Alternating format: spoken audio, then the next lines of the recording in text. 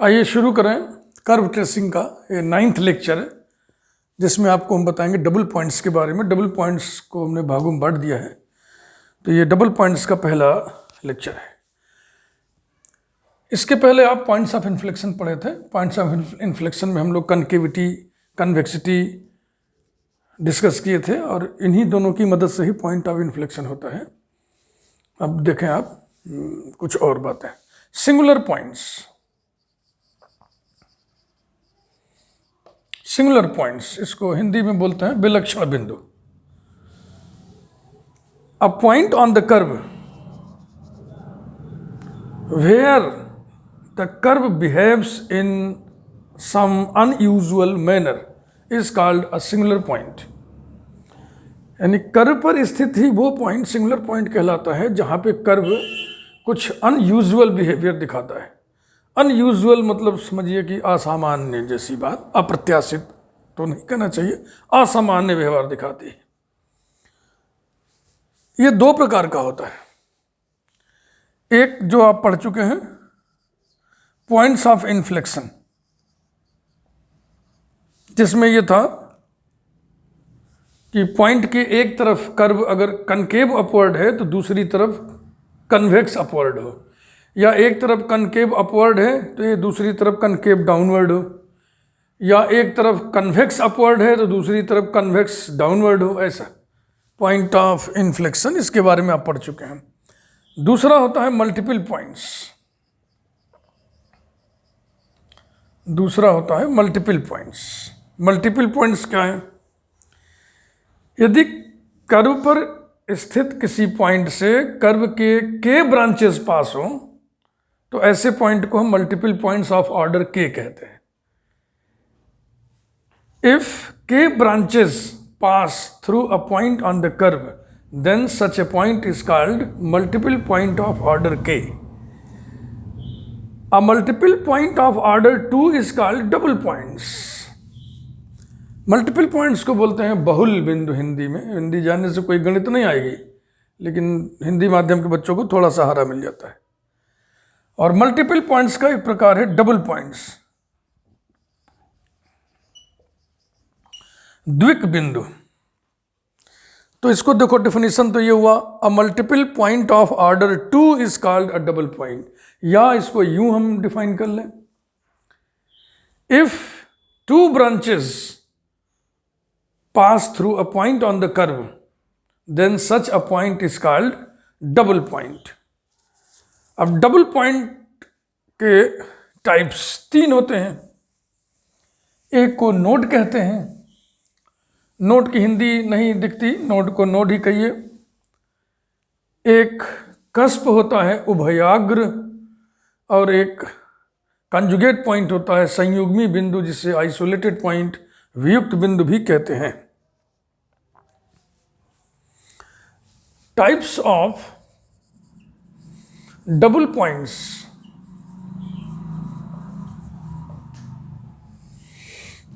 तो ये 3 टाइप्स हैं। Number 1, node.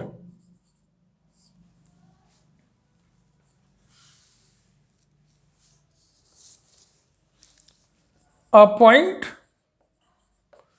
on a curve at which two branches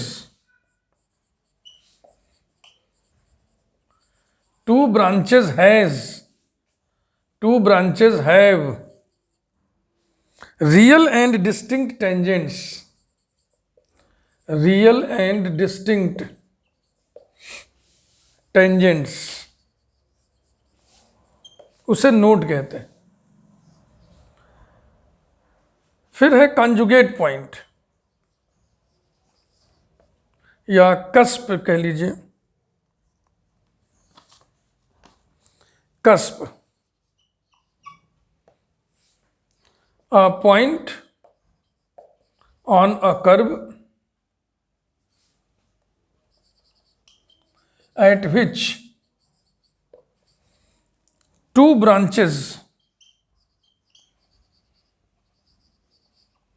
have real and coincident या common, real and common tangents, ऐसा।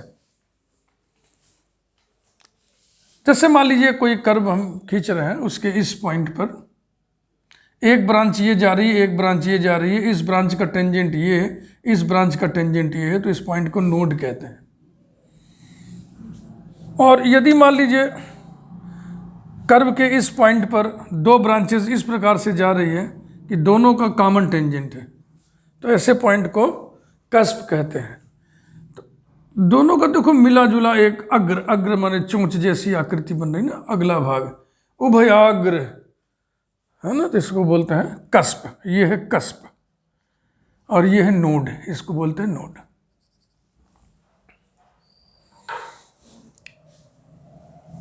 Sentences पर ध्यान रखिएगा कैसे लिखे गए हैं, क्योंकि आगे चल के सेंटेंसेस दूसरे तरीके से लिखे जाएंगे तो आपको कंफ्यूजन नहीं होना चाहिए।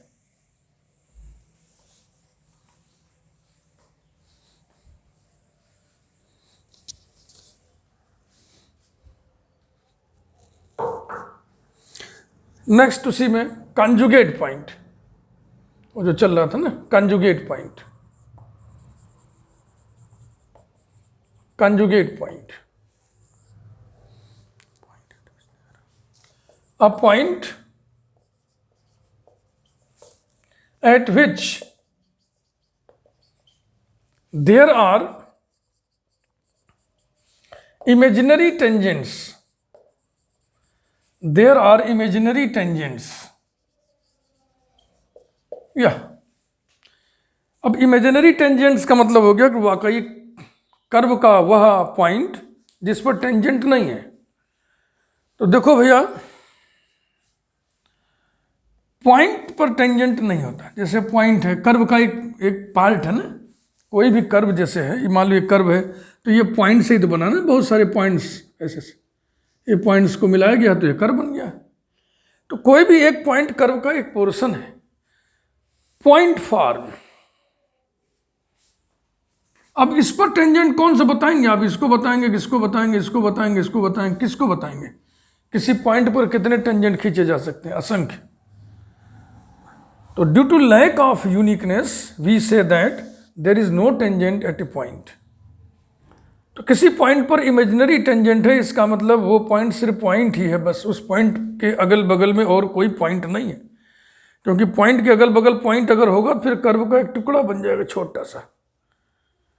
तो ये जो कंजुगेट पॉइंट है, ये ऐसा पॉइंट है जिसके नेबरहुड में, जिसके पड़ोस में कर्व का कोई और पॉइंट नहीं है। समझ रहे हैं ना? यानी कर्व का एक बिल्कुल पॉइंट फॉर्म अलग पड़ा हुआ है, तो इसीलिए इसको हम आइसोलेटेड पॉइंट भी बोलते हैं।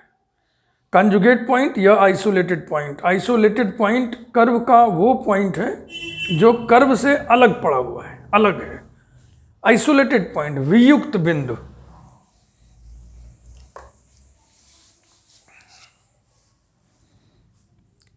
Nature of the origin,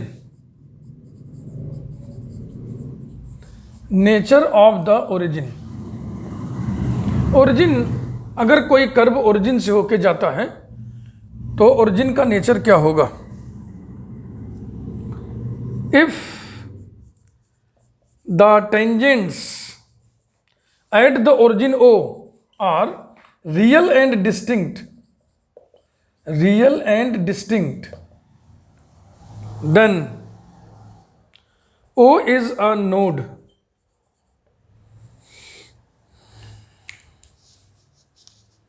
sentence पे बहुत ध्यान दीजिएगा।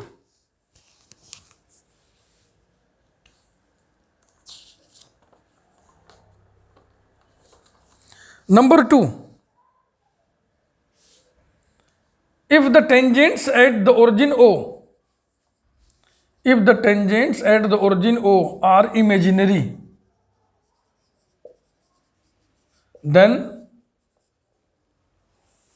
O is a conjugate point या an isolated point। लिखो, isolated अच्छा लगता है ज़्यादा, isolated point।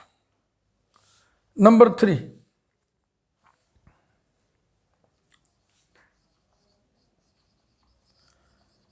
If the tangents at O are real and coincident, coincident की हिंदी होती है संपाती, यदि मूल बिंदु पर स्पर्शियां वास्तविक और संपाती हों तो देन O will be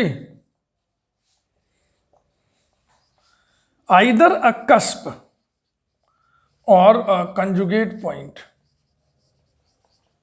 इसमें कंफ्यूजन होता है, ये होगा या ये होगा। अब इसका फैसला कैसे होगा, इसकी विवेचना कैसी होगी, हम लोग आगे सेकंड पार्ट में पढ़ेंगे। हम लोग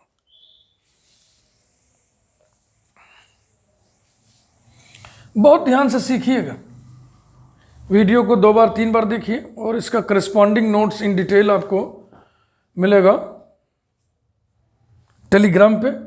join Yogendra Bahadur Singh on the Telegram, वहाँ पे BSc 1 का चैनल है, वहाँ पे PDF फॉर्म में सारे नोट्स डिटेल में बहुत कायदे से लिखे हुए, आपके लिखे हुए, स्पेशली आपके लिए लिखे हुए वो मिलेंगे आपको। Example 1, x³ + y³ - 3axy = 0। इस कर्व को आप पहचानते हो ना, फोलियम। मैंने लिस्ट आपको दे रखी है इसके पहले, वो लिस्ट आप याद करिए, चाहे जैसे भी कर्व को देखते ही पहचान जाइए कि ये फोलियम है और इसके कुछ फीचर्स लिखवाए तो चट से आपको याद हो जाना चाहिए। तो ये ओरिजिन से होकर जाने वाला कर्व है। ओरिजिन का नेचर क्या होगा, तो इसके लिए हम ओरिजिन पर टेंजेंट्स निकालेंगे। ओरिजिन पर टेंजेंट्स कैसे निकाला जाता है आपको बताया जा चुका है। टेंजेंट्स एट ओरिजिन क्या करते हैं हम, स्मॉलेस्ट डिग्री टर्म्स को बटोर के 0 के बराबर कर देते हैं, तो एक इक्वेशन बन गया, उसको सॉल्व कर लेते हैं। 3 डिग्री 3 डिग्री 2 डिग्री, तो स्मॉलेस्ट डिग्री में से पहला यही टर्म है -3axy = 0। इसको सॉल्व करेंगे तो 2 सोल्यूशन आएगा, x = 0, y = 0। Since tangents at the origin are real and distinct therefore origin is a node. Origin का नेचर क्या निकला, नोड। दूसरा एग्जाम्पल देखा, एग्जाम्पल 2, y², या इसको ऐसे लिखिए y = a × sec theta + cos theta. List of curves में भी ये कहीं मिलेगा आपको, स्पेशल कर्व की हेडिंग में। तो वहां पे सलाह दिया गया कि इसको कार्टेशियन में चेंज कर लो, तो कार्टेशियन में बदलने से आता है y² × x - a = x² × 2a - x। इसका फिगर आपको याद होना चाहिए, x = a एसिम्प्टोट होता है और ये ऐसे कर्व बनेगा। This is origin. तो देखने से तो यही लग रहा है ना कि कर्व ओरिजिन से होकर नहीं जाएगा, लेकिन अभी आप देखेंगे कि कर्व ओरिजिन से होकर तो नहीं जाएगा, लेकिन ओरिजिन भी कर्व का एक पार्ट है, point in the shape of A point. तो जो ऐसा पॉइंट होता है जो कर्व से अलग पड़ा हो और कर्व का ही पॉइंट हो, उसी को आइसोलेटेड पॉइंट कहते हैं। तो टेंजेंट्स एट ओरिजिन निकालिए, टेंजेंट्स एट ओ। अब डिग्री देखो, इसकी डिग्री कितनी हो जाएगी 3, इसकी डिग्री कितनी हो जाएगी, ये मल्टीप्लाई हो गए 2, इसकी डिग्री कितनी हो जाएगी 2, और इसकी डिग्री कितनी हो गई 3। तो स्मॉलेस्ट डिग्री 2 डिग्री है, 2 डिग्री टर्म्स को इक्वेट करिए, -ay² = 2ax², a कैंसिल हो गया। This implies that y = +- x(i(x√2) ना, ये माइनस इधर आ जाएगा तो आयोटा इमेजिनरी आ गया। Since the tangents at the origin are imaginary, therefore origin is an isolated point of the curve. Isolated point of the curve है, यानी ये कर्व का पॉइंट है, लेकिन इस पॉइंट पर टेंजेंट नहीं है। अरे भाई, कर्व के हर पॉइंट, कोई भी कर्व हो, उसके हर पॉइंट पर टेंजेंट होता है ना। किसी पॉइंट पर आप टेंजेंट खींच लो, हर पॉइंट पर टेंजेंट होता है, हर पॉइंट पर टेंजेंट होता है। तो अगर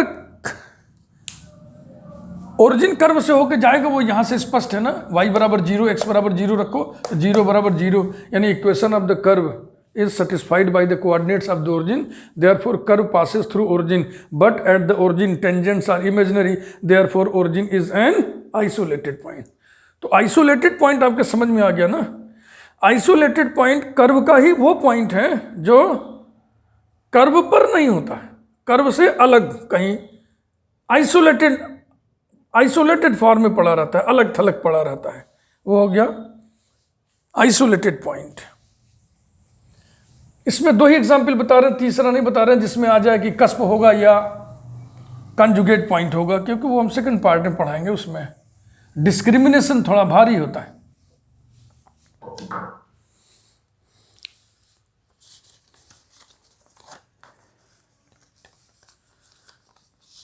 डबल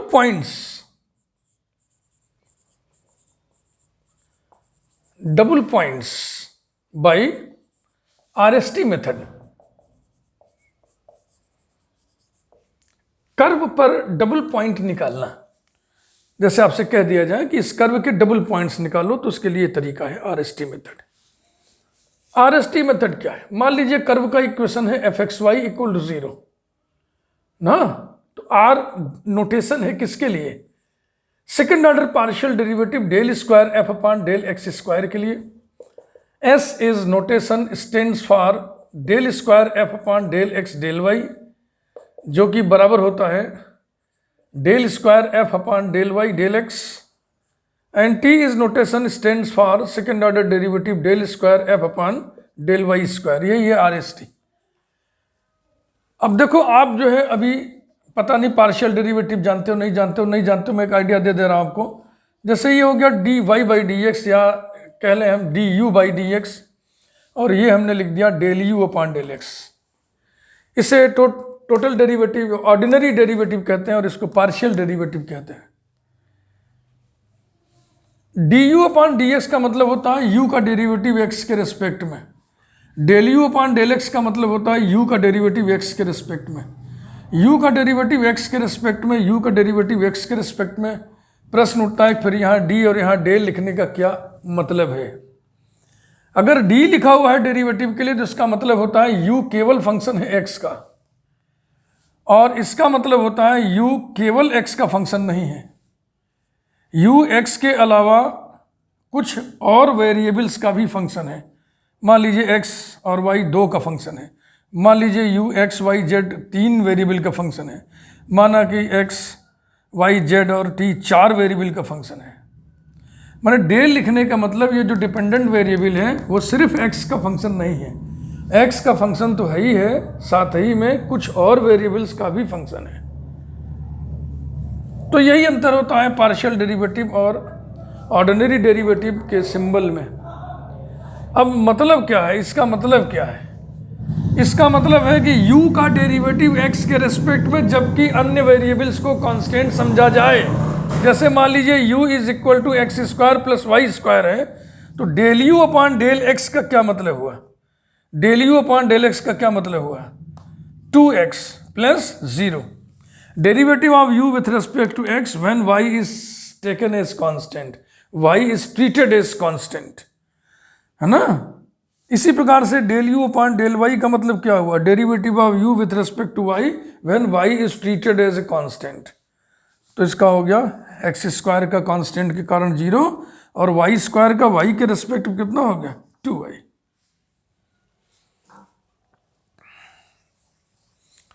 तो ये पार्शियल डेरिवेटिव, बस इतना ही आपको पता होना चाहिए। और जैसे कि ये second order derivative del square f upon del x², अब आप पहले से जानते हैं ordinary derivative d² y upon dx² क्या होता है? ये d/dx ऑफ dy/dx होता है। उसी प्रकार से ये del del x of del f upon del x होता है।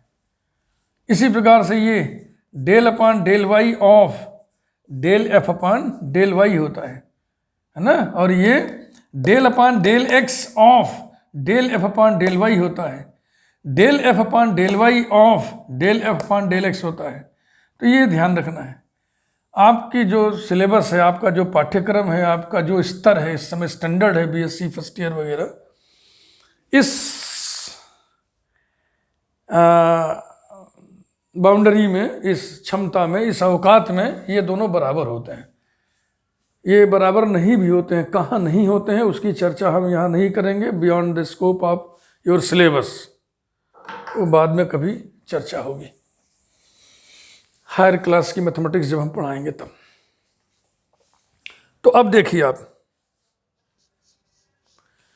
सबसे पहले हम डबल पॉइंट्स निकालेंगे। सबसे पहले हम डबल पॉइंट्स निकालेंगे। क्या करते हैं इसमें, del f upon del x निकालेंगे, del f upon del y निकालेंगे, दोनों को जीरो के बराबर करके दो इक्वेशन फॉर्म कर लेंगे, फिर इसका सोल्यूशन निकालेंगे। ठीक है ना, इसका सोल्यूशन निकालेंगे इन दोनों का। फिर इन सोल्यूशन में से वो सोल्यूशंस डबल पॉइंट्स देंगे जो इक्वेशन ऑफ द कर्व को सेटिस्फाई करें। बहुत क्लियर मामला है। देखो ये दो इक्वेशन फॉर्म करेंगे, इनको सॉल्व करेंगे, सोल्यूशन मिल गया। सोल्यूशन कैसे मिलेगा, ऐसे मिलेगा, एक्स वाई के जोड़े में मिलेगा ना, ऑर्डर्ड पेयर के रूप में मिलेगा। तो इन सभी सोल्यूशन में से वो सोल्यूशंस डबल पॉइंट्स होंगे जो इसे सेटिस्फाई करें। तो मान लीजिए कि डबल पॉइंट हो गया है ना, मान लीजिए एक डबल पॉइंट हमने ले लिया ए बी, और अब इसका डिस्क्रिमिनेशन करने जा रहे हैं। इस पर हम निकालेंगे आर की वैल्यू, आर की वैल्यू निकालेंगे, एस की वैल्यू निकालेंगे, टी की वैल्यू निकालेंगे। अगर इसको डिस्क्रिमिनेट कर रहे हैं तो इस पॉइंट पर हम इन तीनों का मान निकालेंगे। ठीक है ना। अब यदि r t minus s square negative आ जाए इस पॉइंट पर, तो ये पॉइंट नोड होगा। अगर r t minus s square positive आ जाए तो ये पॉइंट कॉन्जुगेट पॉइंट होगा, कॉन्जुगेट पॉइंट होगा। और अगर r t minus s square zero आ जाए तो ये कन्फ्यूजन आ गया, ये कन्फ्यूजन वाली स्थिति। कन्फ्यूजन माने the point A B double point will be either a conjugate point or a cusp. फिर इसकी विवेचना हम बता रहे हैं ना, आपसे सेकंड लेक्चर में करेंगे, थोड़ा भारी काम है, इस एक में बहुत ज़्यादा हो जाएगा। इस पर एक एग्जाम्पल हम ऐसे ही लिख दे रहे हैं, थोड़ा कैलकुलेशन कम करेंगे उसमें, हम डायरेक्ट लिख देंगे रिजल्ट। बस हमारा मकसद आपको समझाना।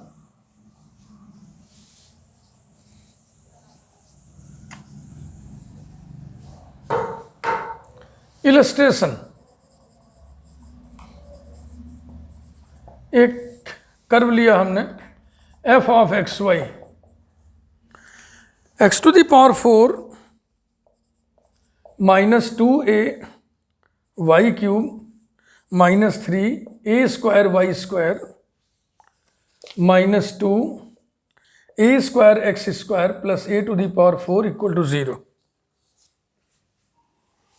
तो सबसे पहले हम डबल पॉइंट्स निकालेंगे। डबल पॉइंट्स कैसे निकालेंगे अभी मैंने आपको बताया था। Del f upon del x equal to 0, del f upon del y equal to 0, इन्हीं को सॉल्व करना है। दैट इज, चलो एक बार जरा देखो, del f upon del x का मतलब derivative of f with respect to x when y is taken as constant. देखो डेल जो लगा होता है ना, ये पार्शियल डेरिवेटिव कहलाता है।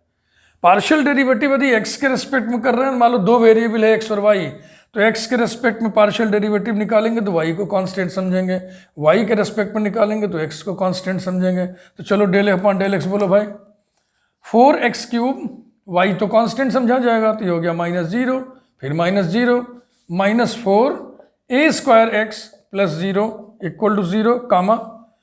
अब del f upon del y निकालो तो एक्स कांस्टेंट समझा जाएगा 0 minus 6a y square minus 6a square y minus 0 plus 0 equal to 0।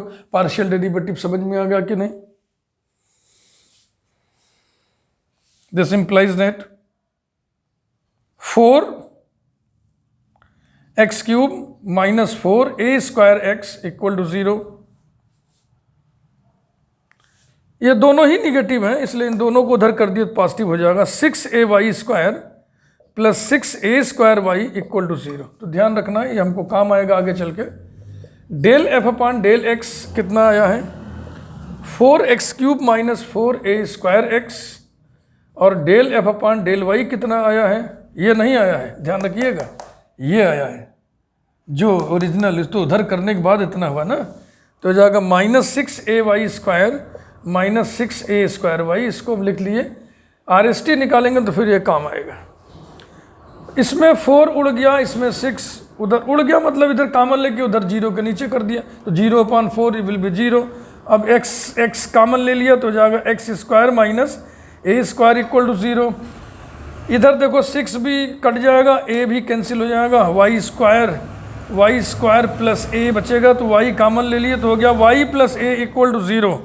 This implies that x equal to 0, x equal to plus minus a, और इधर y equal to 0, y equal to minus A.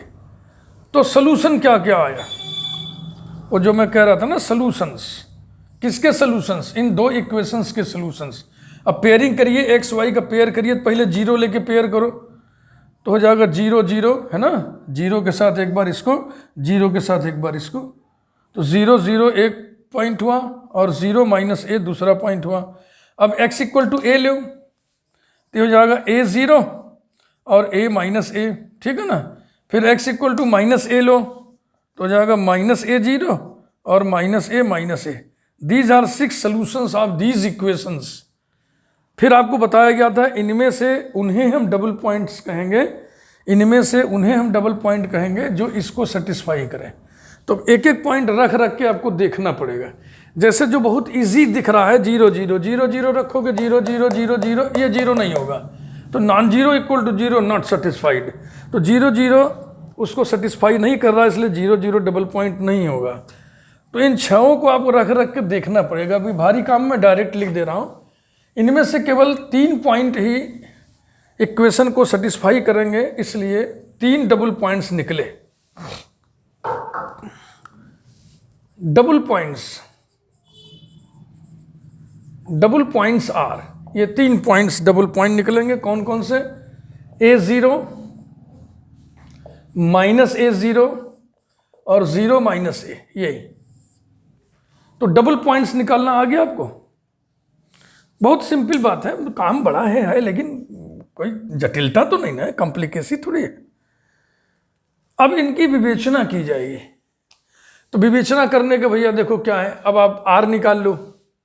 Are का क्या मतलब बताया था हमने, del square f upon del x square, और इसका मतलब हमने कहा था del upon del x, del f upon del x का equal to del upon del x, del f upon del x, ये लिखा हुआ है भैया 4x³ minus 4a square x. इसकी वैल्यू कितनी आएगी, 12x square minus 4a square, ठीक है ना। फिर आप s निकाल लो। s माने होता है del square f upon del x del y, which is del upon del x of del f upon del y equal to del upon del x of del f upon del y, ये लिखा है minus 6ay square minus 6a square Y.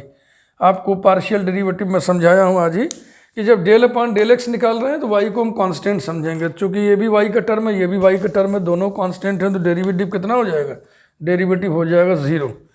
फिर आप निकाल लीजिए t, del square f upon del y square which is del upon del y of del f upon del y equal to del upon del y. इस del को डेबा भी बोलते हैं, DEBA, डेबा अपान डेबा वाई ऑफ डेबा f upon डेबा वाई, ये लिखा हुआ है minus 6ay square minus 6a square y. Y के रेस्पेक्ट में करना है तो कितना हो जाएगा, माइनस 12ay और माइनस 6a स्क्वायर। ये आर की वैल्यू आ गई, एस की वैल्यू आ गई, टी की वैल्यू आ गई। अब मान लीजिए इसको डिस्क्रिमिनेट करना है, इसको, तो एस तो देखो 0 ही है, तो अब हम पहले पॉइंट को डिस्क्रिमिनेट करने जा रहे हैं। तो पहले पॉइंट के लिए a0 के लिए r कितना होगा, y0 रखना है, तो r में y0 रखना है तो y है ही नहीं है, और x की जगह a रखना है तो हो जाएगा 12a square minus 4a square, कितना हो गया 8a square, s equal to 0 है ही है। फिर t कितना होगा, t में देखो y0 रखना है ना, t में y0 रखोगे तो ये खत्म हो जाएगा माइनस 6a स्क्वायर। अब RT माइनस एस स्क्वायर निकालना है, तो RT minus s square RT के बराबर हो गया क्योंकि s 0 है, और R इंटू टी कितना हो गया minus 48 a to the power 4, जो कि निगेटिव है। तो निगेटिव होने का मतलब क्या हो गया, ये जो पॉइंट है वो क्या हुआ, नोड। इसी प्रकार से इन दोनों पॉइंट्स को भी आप डिस्कस कर लेंगे। तो ये था आज डबल पॉइंट का पहला लेक्चर, इसके बाद डबल पॉइंट का दूसरा लेक्चर आप देखेंगे। आज आपको हमने बताया कि सिंगुलर पॉइंट्स क्या होते हैं। सिंगुलर पॉइंट कर्व पर स्थित वो पॉइंट होते हैं जहां कर्व कुछ अनयूजुअल बिहेवियर दिखाता है, असामान्य स्वभाव अपना व्यवहार दिखाता है। सिंगुलर पॉइंट्स दो प्रकार के होते हैं, एक पॉइंट्स ऑफ इन्फ्लेक्शन नति परिवर्तन बिंदु और एक मल्टीपल पॉइंट्स बहुल बिंदु। पॉइंट्स ऑफ इन्फ्लेक्शन आप पढ़ चुके हैं, मल्टीपल पॉइंट्स इस लेक्चर में मेनली हम आपको पढ़ा रहे हैं। मल्टीपल पॉइंट कर्व पर स्थित वो पॉइंट होता है जहाँ से के ब्रांचेस पास हों। ऐसे मल्टीपल पॉइंट को मल्टीपल पॉइंट ऑफ ऑर्डर के कहते हैं। अगर ऑर्डर 2 हो जाए तो मल्टीपल पॉइंट को डबल पॉइंट कहते हैं। डबल पॉइंट 3 प्रकार के होते हैं, नोड, कस्प और कॉन्जुगेट पॉइंट। इसके बारे में मैंने आपको डिटेल में बताया, ठीक है ना। जब ओरिजिन का नेचर निकालना हो तो ओरिजिन पर हम टेंजेंट्स निकाल करके नेचर निकालते हैं, और जब कर्व ओरिजिन से होकर जाने वाला नहीं होता है तब उस कर्व पर पहले हम डबल पॉइंट्स प्राप्त करते हैं आरएसटी मेथड से, और फिर उस डबल पॉइंट्स का नेचर हम पता करते हैं। तो डबल पॉइंट्स का नेचर पता करने का एक तो आरएसटी मेथड मैंने बताया, दूसरा मेथड अब लास्ट में हम समरी में आपको बता दे रहे हैं। जैसे मान लीजिए हमको इस पॉइंट का नेचर पता करना है, हम आरएसटी मेथड नहीं निकालना चाह रहे हैं, तो हम क्या करेंगे, ओरिजिन को इस पर शिफ्ट कर देंगे। और ओरिजिन शिफ्ट करने का तरीका आपको हम बता चुके हैं। ओरिजिन को इस पर शिफ्ट कर देंगे तो नया ओरिजिन ये हो जाएगा, और इस नए ओरिजिन पर हम टेंजेंट्स निकाल करके इसका नेचर पता कर सकते हैं, ठीक है ना। बेल आइकन प्रेस करिए, चैनल को सब्सक्राइब करिए। Thank you very much. अगले वीडियो में फिर मिलेंगे।